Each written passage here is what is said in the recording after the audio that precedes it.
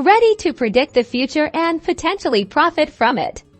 Let's dive right into how to use your Phantom wallet to place bets on Polymarket. First, ensure you have the Phantom wallet installed as a browser extension and that it's funded with some Solana or Sol. If you don't have Phantom wallet set up, pause here and get that sorted. There are tons of videos on how to do this. Now go to Polymarket.com. You will see a Connect Wallet button, typically in the top right corner. Click on it.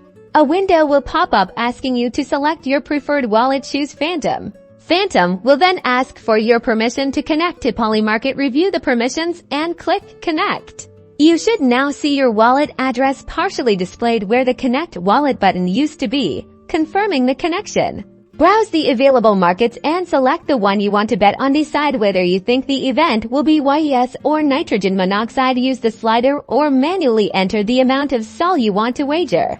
Once you've selected your amount, a Phantom wallet window will pop up, displaying the transaction details, the amount you are spending, and to what contract. Carefully review the details, and if everything looks correct, hit Approve to authorize the transaction.